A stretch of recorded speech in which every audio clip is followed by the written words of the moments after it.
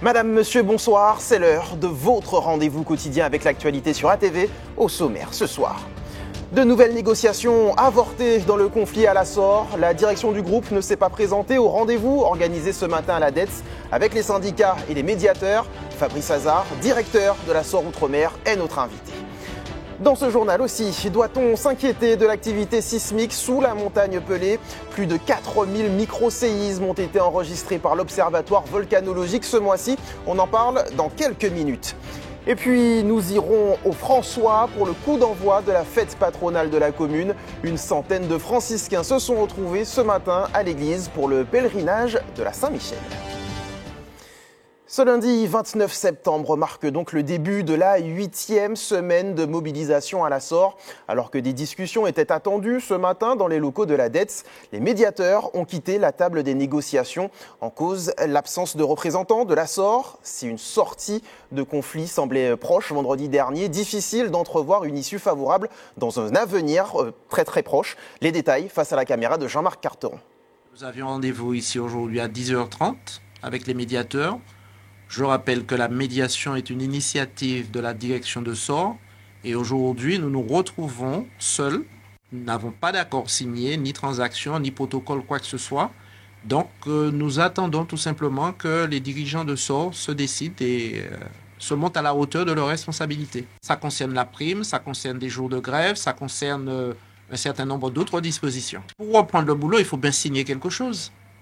Et si on ne peut pas signer, si on n'a pas en face de nous d'interlocuteurs, donc on espère bien que l'Assor va se décider. L'aspect de la médiation a changé parce que nous avons une éthique en tant qu'association des médiateurs de la Martinique, c'est-à-dire que quand on opère sur une médiation, nous souhaitons avoir la main complète de la médiation. Il se trouve que depuis 1 ou 2 jours, il y a des conseils qui sont intervenus dans la médiation et nous n'avons plus la possibilité de faire une médiation en toute sérénité. Il appartient aux parties en conflit de décider s'ils veulent continuer au sein d'une médiation ou s'ils veulent continuer avec leurs avocats au sein d'une transaction. Ce n'est pas du tout la même chose.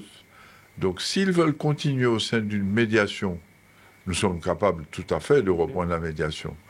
Mais s'ils veulent continuer avec une transaction, nous ne pouvons pas faire parallèlement transaction et médiation. Ça n'est pas possible. Alors pourquoi cette absence autour de la table des négociations? La population peut-elle s'attendre à un retour à la normale de la distribution d'eau? Notre invité ce soir est le directeur du groupe SOR Outre-mer.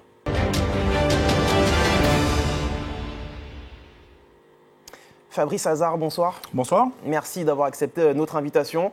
On a entendu les syndicats, on a entendu également un médiateur prendre la parole. Pourquoi n'étiez-vous pas présent physiquement à la négociation de ce matin? La raison en est très simple, nous n'étions tout simplement pas conviés à cette réunion. Cette réunion a été convenue entre les organisations syndicales et les médiateurs vendredi dernier.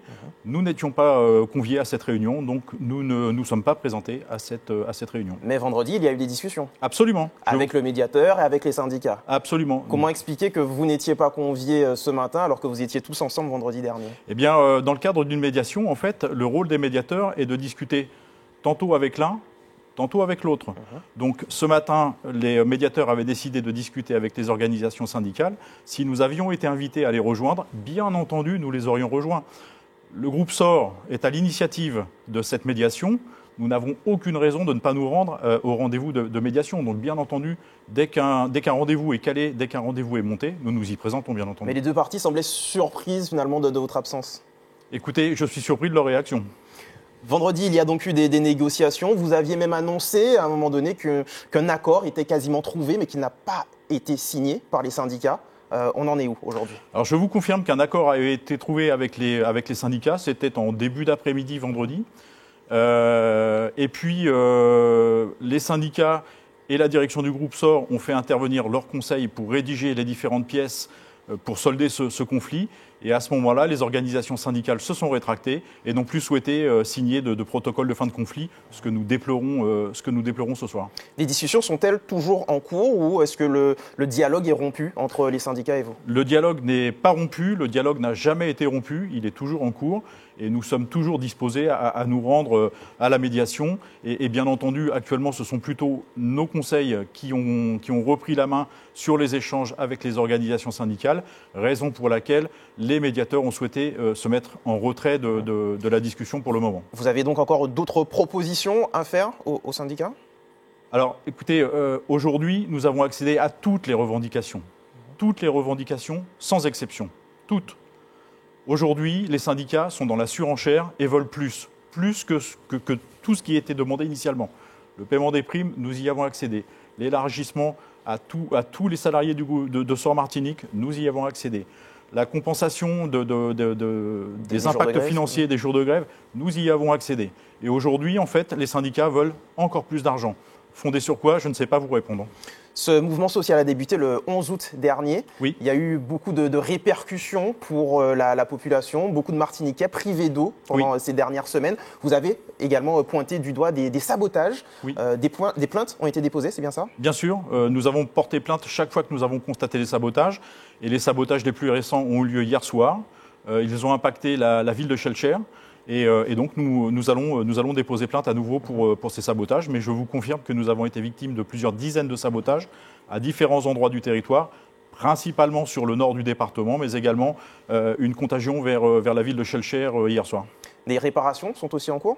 Des réparations sont en cours. Nous avons fait venir du matériel en express par avion depuis l'Hexagone, puisque du matériel électronique, des automates, je ne vais pas rentrer dans les détails techniques, mais des équipements électroniques assez sophistiqués ont été arrachés, probablement cassés, en tout cas ils ont disparu, pas disponibles sur le département. Nous les avons fait venir en express par avion depuis l'Hexagone et nous avons dépêché une quinzaine de personnes, pour nous aider en fait à remettre en état ces installations.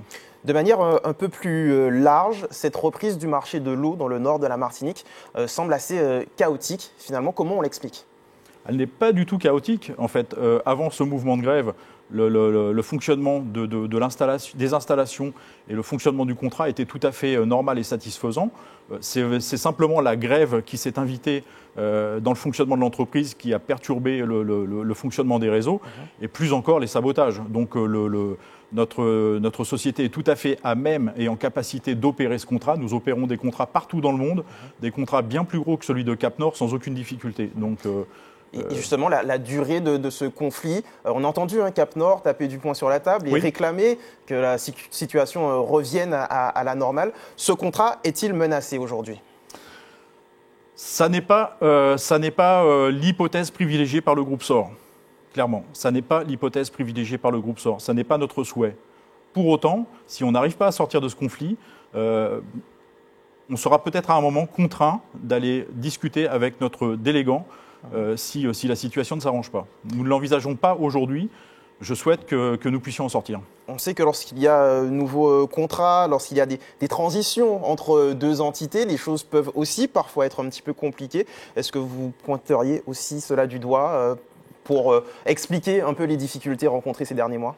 Alors vous avez raison, lorsqu'une société perd un gros contrat et au profit de l'un de ses concurrents, il peut y avoir des tensions.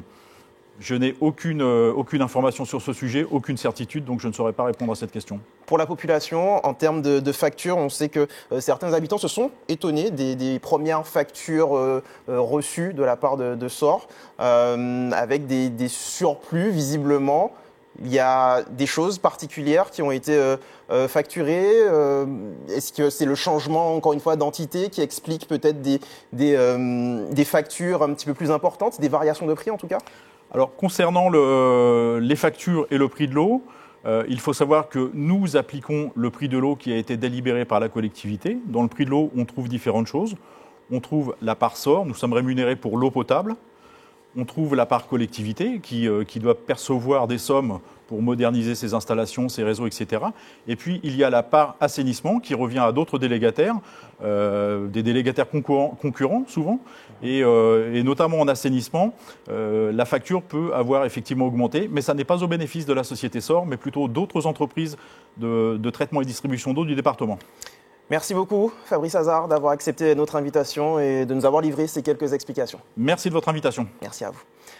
On poursuit avec cet autre conflit social. Les agents de la Poste sont mobilisés depuis la semaine dernière. Une nouvelle réunion était organisée aujourd'hui entre la direction et l'intersyndicale CGTM FO CFTC. Au cœur des discussions, la question des conditions de travail, la sécurité et le maintien des emplois. Sandra Vado, secrétaire départementale du syndicat FO, est face à la caméra de Jean-Marc Carteron. Après une semaine de grève, puisque je rappelle que les facteurs, principalement les facteurs du marin, sont en grève depuis le mardi 23. Aujourd'hui, donc, la direction a organisé une rencontre en présence des chefs de projet qui, je le rappelle, étaient absents du département la semaine dernière, qui sont partis après le dépôt du préavis. Et aujourd'hui, la seule réponse de la Poste est de nous proposer, de nous amener dans des détails techniques, dans des séances de travail qui auraient dû justement être faites avant la mise en place de cette organisation et pas aujourd'hui. Je rappelle que dans le préavis, notre première revendication est l'arrêt de la mise en place de cette organisation dite par secteur. Et donc, ce qu'il est important de faire aujourd'hui, c'est que la Poste réponde à ces revendications et ensuite mette en place les travaux nécessaires justement pour co-construire une organisation qui puisse satisfaire aussi bien les objectifs de la Poste, mais également qui tiennent en compte les conditions de travail des facteurs du marin. En tout cas, ce qui est sûr, c'est que si nous n'arrivons pas à trouver une issue aujourd'hui sur les points de revendication de notre préavis, la grève se poursuit. Cette information en bref, Air Antilles pourrait se retrouver sans licence d'exploitation. Une épée de Damoclès plane au-dessus de la compagnie aérienne. En effet, sa licence provisoire prend fin demain et elle risque de ne pas être renouvelée, faute de garantie financière. Le président de la collectivité de Saint-Martin est actuellement à Paris pour tenter de trouver une solution. À la une aussi de l'actualité, près de 4000 micro-séismes ont été enregistrés sous la montagne Pelée depuis le début du mois. Une activité souterraine inédite depuis plus de 10 ans. Mais pour l'heure, pas d'inquiétude selon l'Observatoire volcanologique et sismologique de la Martinique. Le reportage de Ryan Anéas. La montagne Pelée se réveille-t-elle? Depuis plusieurs jours, les scientifiques enregistrent un nombre de séismes inédits dans l'histoire des mesures. Presque 5000 micro-séismes ont été relevés par l'Observatoire volcanologique et sismologique de la Martinique. Mais est-ce plus inquiétant qu'habituellement? Je dirais que non. Ce qui se passe, c'est qu'on a un volcan qui était endormi. Donc on n'avait pas enregistré de signes d'activité. Maintenant, le moindre soubresaut du volcan attire notre attention. Et c'est ce qu'on est en train de faire. On est en train d'isoler, de détecter les événements qui sont hors activité sismique classique, donc au niveau de la zone de subduction qui se trouve au large de la Caravelle, pour se concentrer sur ce qui se passe sur la Pelée et justement identifier ce type de signal qu'on enregistre avec nos instruments qui sont implantés sur la Pelée. L'OVSM dispose justement de 60 capteurs sur tout le territoire, dont 10 sur la montagne Pelée. À chaque mouvement, les courbes sont analysées par les scientifiques, qui sont d'ailleurs plus attentifs depuis quelques jours. Alors on reste sur des événements qui sont pas des très grandes magnitudes, mais on a eu déjà presque une dizaine d'événements sismiques de magnitude proche ou légèrement supérieur à 2. Et en fait, un séisme de magnitude 2, c'est un séisme qui pourrait être potentiellement légèrement ressenti par les habitants qui habitent autour du volcan ou par des randonneurs qui seraient en train de se promener sur la montagne Pelée. Donc ça, c'est aussi une évolution de ce qu'on a observé. On n'est pas sur des événements de très forte magnitude, mais des magnitudes qui commencent à être significatives et qui pourraient générer du ressenti. Pour le moment, ces séismes ne sont pas ressentis par la population et les évolutions sont surveillées de très près par l'Observatoire. Mais une question trotte dans toutes les têtes. Faut-il commencer à s'inquiéter? Peut-être que l'activité actuelle va décroître. En tout cas, peut-être qu'elle va augmenter. En tout cas, à court terme, à très court terme, pour nous, le risque d'une éruption, elle est faible à très faible. Voilà. Mais vu la situation actuelle, on ne peut pas complètement exclure une évolution marquée de cette situation dans, on va dire, à moyen terme, d'ici quelques semaines, quelques mois. En tout cas, on suit ça avec vigilance et c'est important que la population soit consciente qu'elle vit autour d'un volcan qui est un volcan actif. Rien d'alarmant pour l'instant, Mais un rappel silencieux que la Pelée est toujours là et bien active. La deuxième édition du Salon des métiers de l'automobile se tiendra les 3 et 4 octobre prochains sur le parking du stade Pierre-Aliquer à Dillon. Objectif pour l'Union des professionnels automobiles de Martinique, attirer le public vers ces secteurs d'activité. Le salon a été présenté ce matin à la mairie de Fort-de-France. Les précisions recueillies par Ryan Anias. Les collègues professionnels sont en recherche de main-d'œuvre sur le territoire parce qu'aujourd'hui, ils gardent des voitures de mois dans leur entreprise. Mais je crois que quand les jeunes entendent parler d'automobile, ils entendent pénibilité, mécanique générale. C'est pour cette raison que le salon est fait pour pouvoir démontrer qu'il n'y a pas que la mécanique, la carrosserie de l'automobile. Bien entendu, dans les années à venir, ce sera le numérique qui prendra la place. Donc, il vaut mieux qu'ils commencent dès maintenant, parce que demain matin, ce sera eux, par le numérique, qui sera apte à représenter ce métier qui est en pénurie de main-d'œuvre, parce que nous, les chefs d'entreprise, nous en avons besoin de main-d'œuvre sur le territoire et on a du mal à en trouver déjà par le savoir-être et ça demande de la formation. Et c'est pour cela que dans mon projet éducation et la formation, que je suis allé très très loin, voir de très jeune âge, dès l'âge de 11 ans, qu'ils commencent dans le lycée-collège à découvrir faire net des vocations, qu'ils commencent qui des vitrines pour pouvoir comprendre, poser des questions et choisir leur avenir professionnel. Il faut qu'on parle des métiers de l'artisanat à notre jeunesse, puisque tout le monde veut aller vers un bac et ensuite un bac qui va amener vers l'aéroport. Il y a des études, des bacs, des BTS, voire même des formations universitaires qui nous permettent de travailler sur la Martinique et de gagner sa vie en Martinique. Ce sont ces filières qu'il faut encourager, valoriser pour que notre jeunesse soit motivée à rester au pays en sachant qu'elle va pouvoir y travailler, se former, créer une famille et donc quelque part développer la Martinique de façon durable. Prenons à présent la direction du François pour le traditionnel pèlerinage en l'honneur de Saint-Michel. Comme chaque année, ce moment fort marque le début de la fête patronale de la commune. Ce matin, les franciscains étaient nombreux dans l'église du bourg afin de célébrer leur saint patron. Hélène Sérignac y était.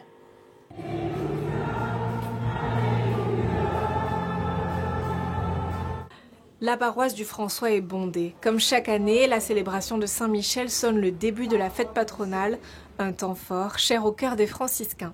C'est un moment particulier, un moment où les gens se rassemblent, où il y a la dimension spirituelle, la dimension aussi festive. Donc c'est vraiment la culture et l'identité franciscaine qui s'expriment dans ces moments-là. Dans la rue, les stands sont prêts à accueillir les visiteurs. Félix, lui, a fait le trajet depuis le Marigot. On est venu visiter, faire passer le temps. On est des retraités, donc on est venu faire passer le temps. Décision de la municipalité, cette année les exposants sont triés sur le volet, une volonté de mettre en avant le savoir-faire local. Il y a des tartes salées, il y a des muffins, il y a des biscuits sucrés et salés à base de farine pour montrer en fait qu'on peut faire beaucoup de choses avec nos farines locales, que ce soit farine de fruits à pain, patates douces, bananes vertes. Autre élément clé de cette fête patronale, l'exposition Moon au François rayonnés ensemble. Pour l'occasion, une vingtaine de portraits sont installés sur les grilles de l'hôtel de ville. Il était important qu'on puisse mettre à l'honneur de manière symbolique, parce qu'effectivement, comme je l'ai dit, il y a tellement de franciscains qui s'engagent au niveau associatif, professionnel, au niveau social, au niveau intergénérationnel, qu'on aurait pu avoir des portraits de quatre croisés jusqu'à l'arrivée du bourg. La fête patronale de François se tient jusqu'au 12 octobre. D'ici là, un programme riche entre sport, animation culturelle, animation musicale, de quoi réjouir les aînés, mais aussi les plus jeunes. Film plébiscité dans les festivals internationaux, La couleur de l'esclavage sera en salle à partir de mercredi à Madiana. Le film, réalisé par Patrick Bosselin, raconte l'histoire tragique de la traite négrière. On regarde la bande-annonce. Entre le XVIe et le XIXe siècle, 25 000 convois d'environ 300 à 450 captifs africains traversèrent l'Atlantique après 40 à 50 jours de périple vers les Antilles. Pour répondre aux besoins de main-d'œuvre dans ces colonies, l'Europe a déporté plus de 14 millions de captifs de diverses nations africaines, dans le seul but de les exploiter dans des plantations. Il convient de retenir que c'est essentiellement par la violence que l'esclavage survécut pendant les 4 siècles qu'il dura dans les colonies européennes. Les besoins économiques et sécuritaires des esclavagistes les firent utiliser toutes les atrocités possibles pour intimider cette population servile dont ils craignaient les réactions.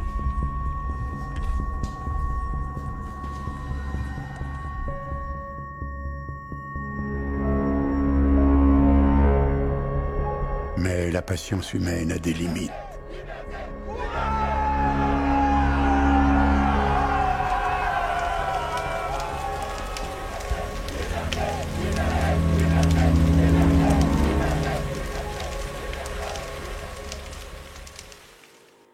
Et nous recevons ce soir le réalisateur de ce très beau film, La couleur de l'esclavage.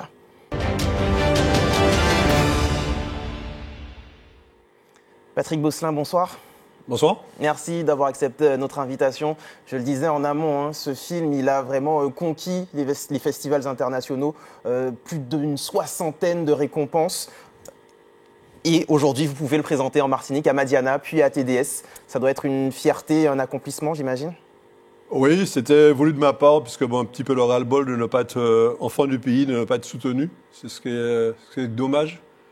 Et donc, le choix de le présenter dans le monde, ça a dépassé mes espérances, puisque mes films ont toujours été primés, de par leur qualité, en fait. Mais là, c'est quand même 144 sélections officielles dans le monde et 68 festivals remportés. Et pas des moindres. Le dernier, je porte d'ailleurs les couleurs du Pan-Africain de Cannes. Donc, à l'unanimité, le jury, voilà. Donc, Et le grand public va donc pouvoir découvrir ce film, La couleur de l'esclavage. On a eu un aperçu. Est-ce que vous pouvez nous raconter en quelques mots la genèse de ce film? En quelques mots, en fait, l'idée, la couleur, d'ailleurs, c'est un jeu de mots, puisqu'on parle d'hommes de couleur, de femmes de couleur. Et la couleur de l'esclavage, c'était, je voulais vous montrer une palette, en fait. C'est certainement le film français le plus développé, le plus documenté sur l'esclavage. On va avoir vu pas mal de choses. Et en fait, l'idée, c'est quoi? C'est les captifs africains qui sont embarqués de force et mis de force aussi en esclavage, qui arrivent aux Antilles. Et puis, qu'est-ce qui se passe? C'est là qu'on ne connaît pas tout. Souvent, l'esclavage est associé à la coupe de la canne et des coups de fouet. Mais il y a beaucoup de choses à côté. Donc, c'est ce que j'ai voulu, et ce qu'on va montrer dans le film, et un certain nombre de choses qu'on n'a jamais vues, qu'on ne connaît pas. Et je pense que tout un chacun va apprendre pas mal de choses sur l'esclavage. Vous pensez que le sujet n'a pas été suffisamment traité, ou en tout cas pas assez bien? Ouais, non, mais bon, on a caché, il y a des choses qu'on ne dit pas, on essaie toujours d'amadouer, voilà. Moi, c'est pas un délire de réalisateur. J'ai voulu mettre tout simplement en avant, il y a 222 figurants qui jouent dans ce film, qui sont des bénévoles.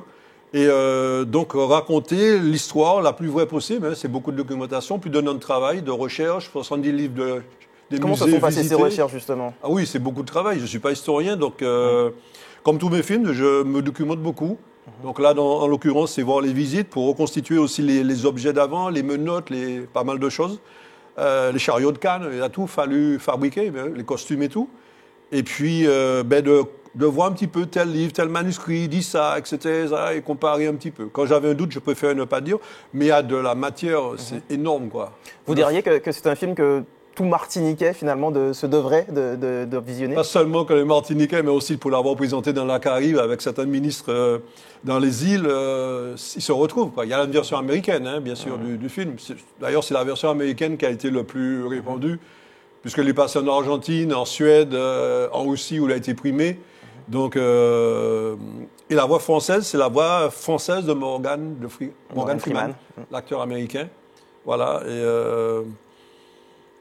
on reste pas insensible. On laisse les spectateurs voir. Avant-première, donc, ce mercredi, à Madiana. Ouais. Et après, une diffusion dès ce week-end à Madiana et à TDS, c'est ça? Tout à fait, tout à fait. Ouais, je pense que oui. Et pour l'avant-première, je crois qu'il faut réserver parce que bon, voilà, sinon on va être refoulé pour le week-end. Vous savez à peu près combien de temps le film va pouvoir rester à l'affiche? On est parti sur une quinzaine de jours, sur 2 semaines. Donc, s'il y a une demande, on va rester. Il faut en profiter, en fait. Je veux dire, voilà, c'est en fonction de la demande que le film fera peut-être 3 semaines ou 4 semaines. Mais je pense qu'il ne faut pas manquer c'est pas de sitôt qu'il repassera, parce qu'il va partir après encore. ailleurs. Après le succès justement dans les différents festivals, la diffusion donc qui va débuter mercredi chez nous, c'est quoi la suite pour vous? La suite, de toute façon, moi, c'est toujours pareil, toujours plus haut. Je monte des marches et donc, prochain film, c'est 2028, je vais aux Oscars. Donc, je travaille sur mon prochain film pour aller à la plus haute récompense planétaire. Vous gardez le sujet secret pour l'instant ou vous ne connaissez pas encore? Oui, pour l'instant, oui, il y a encore je dis bien 2028, on est seulement en 2025. Donc, c'est pour dire tout le travail qu'il y a derrière. Donc, mais toujours faire monter la Martinique au plus haut niveau. Ouais. Eh bien, merci beaucoup, Patrick Bosselin. Rendez-vous, avant 2028, je l'espère, mais en tout cas, au moins en 2028 pour ces fameuses récompenses. Merci d'avoir accepté notre invitation ce soir. Et on n'oublie pas, donc, dès mercredi, la couleur de l'esclavage en avant-première à Madiana. Merci à vous. Merci, bonne soirée. Place au sport avec les résultats marquants du week-end. En football féminin, le club franciscain remporte le trophée Henri Jumontier. Moins de réussite pour leurs homologues masculins, défaits lors de la 3e journée du championnat de Régional 1. Alors que dans le même temps, le choc entre le RC Saint-Joseph et la Samaritaine n'a pas pu se disputer. À noter également la reprise des championnats en volleyball et basket. Les précisions de Karil Chassol et Marc Michel.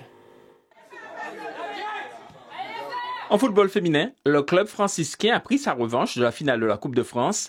Les franciscaines ont battu les clubistes sur le score d'1-0 en finale du trophée Henri Jumontier.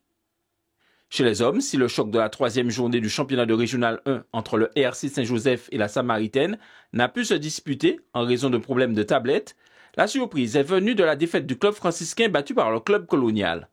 Pour le reste, victoire logique du Golden Lion et du club péléen, respectivement aux dépens des promus Issy-Mornay et Saint-Anais. L'US Robert est venu à bout de l'espoir et enfin partage des points entre l'Aiglon et le CO Trinel. Au classement, les clubistes sont leaders devant Franciscains et Péléens. Le Golden Lion est au pied du podium. Suivent le CO Trinel, le RC Saint-Joseph et la Samaritaine. À noter que ces deux formations ont un match en moins. En bas de tableau, on retrouve l'US Robert, l'Aiglon et la Lanterne Rouge, l'espoir de Sainte-Luce. En futsal, le choc de la 2e journée du championnat opposait le champion en titre, la Relève Lamantinoise, à sans doute son plus sérieux concurrent, le FC Floréal. Une rencontre qui a rapidement tourné à l'avantage des Lamantinois. Ils s'imposent sans trembler sur le score de 7-0. Large victoire également de l'Éveil de Carabin aux dépens du FC Saléen. Le Lac 212 a battu le Golden Lion 7-3. Mahon Futsal est venu à bout du club péléen et score nul entre Femmes et Casablanca FC. À noter que le match Caribbean Osmose GIF a été reporté. Au classement, le champion en titre prend déjà les commandes à égalité de points avec Mahon Futsal. Suivent à 2 longueurs Femmes et Casablanca FC. Le FC Floréal et le Lac 212 sont à 3 points du leader. En deuxième partie de tableau, on retrouve le Golden Lion, Caribbean Osmose et GIF. En basket, on jouait ce week-end la première journée du championnat de pré-national. Chez les femmes, la Gauloise recevait le Golden Star, des Trinitéennes qui n'ont pu contenir la fougue de jeunes Foyalaises. Les Étoiles d'Or s'imposent sur le score de 61-41. Victoire logique de l'Éclair aux dépens de l'Arsenal, de l'ASC Aigle Noir, du 24 et du Golden Lion. Chez les hommes, le champion en titre, le Golden Star, a défait la Gauloise 84-48. Le derby Foyalais est revenu à Lussac. Le rebond piloté a bataillé ferme pour venir à bout du Golden Lion. Enfin, le Madin Grey a battu l'AS Black Star 90-50. Première journée du championnat également pour nos volleyeurs. Le choc opposait le Rayon à une nouvelle formation du championnat, le RC Rivière Pilote. Et ce sont les Pilotins du Sud qui se sont imposés sur le score de 3-7-1. Victoire également sur le même score, 3-0, de l'Espoir et du MUC, respectivement aux dépens de l'Empire et de Team Pulse. Comme chaque soir, on regarde ensemble le calendrier de l'EFS. Demain, vous pourrez donner votre sang à la Caisse Générale de Sécurité Sociale à Place d'Armes au Lamentin de 8h à 13h.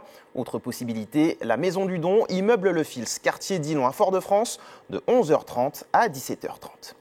Avant de se quitter, je vous rappelle la principale information de ce lundi 29 septembre. Les médiateurs se retirent des négociations entre la direction de la SOR et les agents grévistes. La réunion organisée ce matin dans les locaux de la DETS ne s'est donc pas tenue, mais le dialogue ne serait pas rompu. C'est ce que nous a expliqué le directeur du groupe invité de notre journal. Ça y est, c'est la fin de cette édition. Merci de l'avoir suivi en notre compagnie. L'actualité continue sur nos réseaux sociaux et notre chaîne YouTube. À suivre la rentrée de votre émission du lundi soir, c'est à nous. Quant à moi, je vous donne rendez-vous demain, même heure. Passez une excellente soirée sur ATV.